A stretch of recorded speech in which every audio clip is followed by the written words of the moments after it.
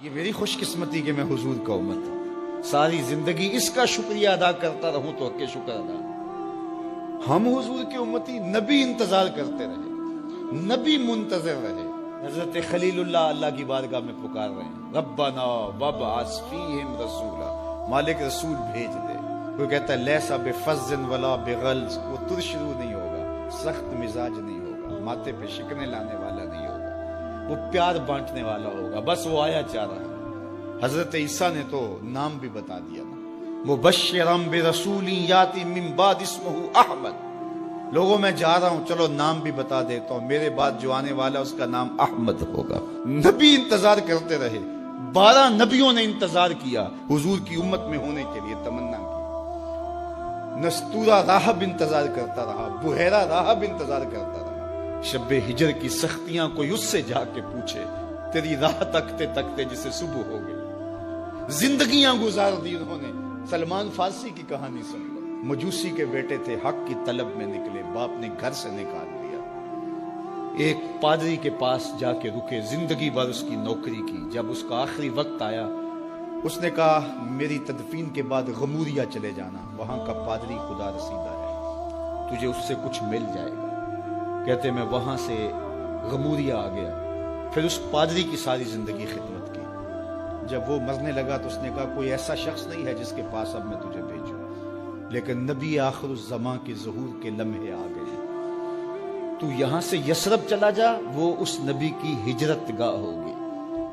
تیری زندگی سنور جائے گی. تو نے بڑی محنت کی ہے، بڑی نوکری کی ہے میری.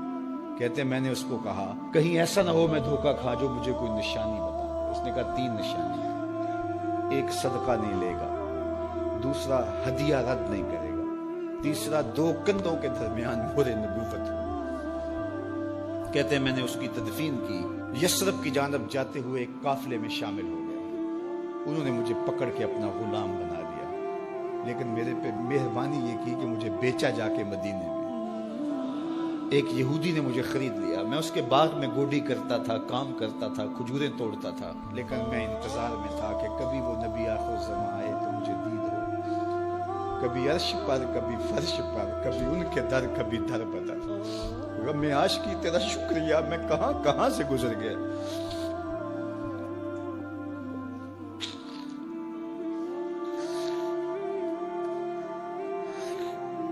کہتے ہیں ایک دن میں اپنے باغ میں کھجوریں توڑ رہا تھا کہ ہواؤں میں مستی پیدا ہو گئی اور ہر سمت سے طلع البدر علینا کی صدائیں گونجنے لگی. میں سمجھ گیا کہ وہ لمحے آ گئے. میں نے چھلانگ لگا دی اور دوڑ پڑا. میرے آقا نے سمجھا شاید غلام بھاگ گیا. اس نے دوڑ کے مجھے پکڑ لیا. میں نے اس کو کہا کہ میں نوکر تیرا ہی ہوں، لیکن دل نوکر کسی اور کا ہے. میں بھاگوں گا نہیں، مجھے جانے دے. میں کچھ کھجوریں لے گیا تھا صدقے کی نیت سے، جا کے حضور کو پیش کی. آقا کریم نے فرمایا ہم نبی صدقہ نہیں لیتے. کہتے ہیں نشانی ایک پوری ہو گئی. کہتے ہیں کہ میں کچھ دنوں کے بعد اور کھجوریں لے گیا اور میری نیت ہدیہ کی تھی. میں نے پیش کی، حضور نے قبول فرما لی. لیکن میں بھی کہتا تھا تیسری نشانی بھی پوری ہو لے تو پھر مانوں گا. اور وہ کیا تھی؟ 2 کندھوں کے درمیان مہر نبوت.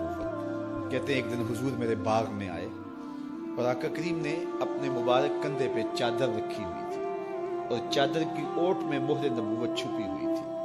اور میں پیچھے ہو کے دیکھتا تھا اور میری آرزو یہ تھی کہ کوئی تیز جھونکا ہوا کا آئے اور چادر ہٹ جائے اور میں مہر نبوت کی زیارت کر لوں. حضور میرے ارادہ قلب سے آگاہ ہوئے. فَأَلْقَى إِلَيَّ رِدَاءَهُ.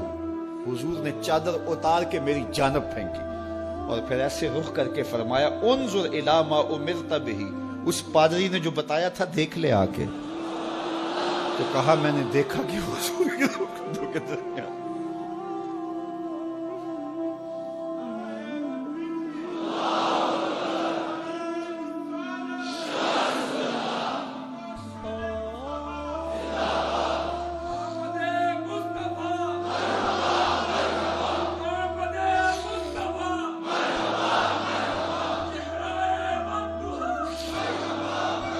شب ہجر کی سختیاں کوئی اس سے جا کے پوچھے، تیری راہ تکتے تکتے جسے صبح ہو گئے.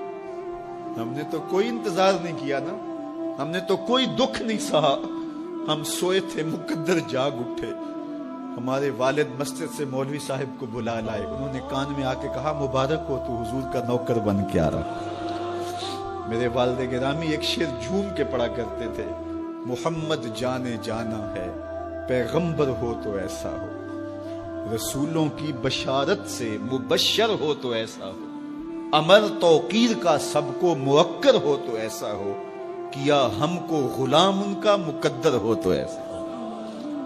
میں اپنے مقدر پہ قربان نہ جاؤں، آپ اپنے مقدر پہ نثار نہ جائیں، ہمیں وہ نبی ملا جو نبیوں کا نبی۔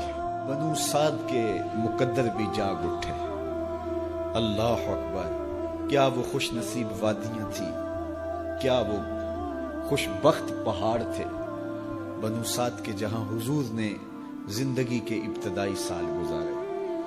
اللہ اکبر۔ حضرت حلیمہ سعدیہ کہتی ہیں جب میں حضور کو گھر لے گئی تو میرے گھر میں روشنیاں آ گئیں، باقاعدہ عورتوں نے کہا حلیمہ تو اتنی امیر ہو گئی ہے رات کو بھی دیا نہیں بجھاتی۔ بڑے امیر کبیر گھرانوں میں بھی رات کو لوگ دیا بجھا دیا کرتے ہیں، لیکن تو اتنی ہی امیر ہو گئی ہے کہ رات کو بھی تیرے گھر کا دیا نہیں بجھتا۔ تو حلیمہ سعدیہ نے کہا آؤ میں تمہیں بتاؤں میرے گھر میں دیا کون سا روشن۔ باقاعدہ ہم جولیوں کو بلایا، پالنے میں حضور تھے، اشارہ کر کے کہا ما کننا نحتاج الی السراج من یوم اخذناہ، جب سے یہ پیارا گھر آیا ہے میں نے سارے دیے توڑ دیے، دیے کی ضرورت نہ مشعل کی حاجت، عجب روشنی تو نے پائی حلیمہ، بڑی تو نے توقیر پائی حلیمہ، بنی تو محمد کی دائی حلیمہ۔ کہا ما کننا نحتاج الی السراج من یوم اخذناہ، جب سے یہ پیارا گھر میں آیا ہے میں نے سارے دیے توڑ دیے۔ جہاں روشنی چاہیے ہوتی ہے حضور کو اٹھا کے اس کمرے میں لے جاتے ہیں، وہاں انوار پھیل جاتے ہیں، روشنیاں پھیل جاتی ہیں، کیسے اجالے پھیلے، کیسی روشنیاں پھیلے۔ حلیمہ دا چھپر کھجوری دے تھلے، حوراں وچھالے نوری مسلے، فرش تو عرش تک پہ گئی دہائی، حلیمہ نے لٹ لئی خدا دی خدائی۔ اللہ اکبر۔ وہ سارا دن تو صحراؤں میں گھوم لیتی تھی، اسے جب بھوک لگتی تھی لبوں کو چوم لیتی تھی۔ بخت جاگے حلیمہ سعدیہ کے حضور ان کے گھر آئے، اللہ اکبر، جدھر سے گزرتے گئے نور پھیلتا گیا، انوار پھیلتے گئے۔ حضرت سیدہ طیبہ طاہرہ حضرت عائشہ سلام اللہ علیہ فرماتی ہیں کہ میں کچھ سی رہی تھی کہ میرے ہاتھ سے سوئی گر گئی۔ اب حضور کے گھر میں دیے میں جلانے کے لیے تیل بھی نہیں تھا، میں پریشان تھی، سوئی گر گئی، اتنے میں حضور تشریف لائے۔ حضور مسکرائے، کہتی ہے میں نے گمی ہوئی سوئی تلاش کر لی۔ اللہ اکبر۔ تو یہ روشنی تھی، یہ انوار تھے۔ اللہ اکبر۔ اذا ضحک یتلالع فی الجدر، جب حضور مسکراتے تھے سامنے والی دیواروں پہ عکس پڑتا تھا۔ اللہ اکبر۔ جب مسکراتے تھے نور پھیل جاتا تھا۔ اذا تکلم رؤیا کالنور یخرج من بین ثنایاہ، حضور کے سامنے والے دانتوں میں ہلکا سا فاصلہ تھا، اور جب آقا کریم گفتگو کرتے تھے وہاں سے نور کی کرنیں چھن چھن کے نکلتی تھیں، انوار پھیل جاتے تھے۔ ایسا نوری ماحول، ایسا نورانی چہرہ۔ حضرت ابو ہریرہ بولے کل قمر لیلۃ البدر لم ارى قبلہ ولا بعدہ مثلہ، کیا پوچھتے ہو، 14ویں رات کا چمکتا ہوا چاند تھے میرے حضور۔ پھر کہا نہیں نہیں نہیں، حضور جیسا نہ پہلے دیکھا نہ بعد میں دیکھا۔ حضرت حسان بن ثابت پاس کھڑے تھے، کہا دیکھتے کیسے، کسی ماں نے جنم دیا ہوتا تو دیکھتے۔ خدا نے وہ سچائی پن چھڑیا جدے وچ محمد نو ٹالیا سی، حسینہ جمیلہ دا منہ موڑ دیتا، محمد بنا کے قلم توڑ دیتا۔ مثل او در عالم امکان متصور نیست، حضرت شیخ مجدد کہتے ہیں حضور کی مثل بزم عالم میں ممکن ہی نہیں ہے، ہو ہی نہیں سکتا۔ اور اقبال کا لہجہ بھی دیکھیے، رخ مصطفیٰ ہے وہ آئینہ کہ اب اس سا دوسرا آئینہ نہ کسی کی بزم خیال میں نہ دکان آئینہ ساز میں۔ تو وہ پیکر تراشا، وہ پیکر تراشا، مکھ چند بدرشا شانی ہے، متھے چمک دی لاٹ نورانی ہے، کالی زلف تیک مستانی، مخمور رکھی ہن مد بھری، کیسا جمال دیا، کیسا حسن دیا۔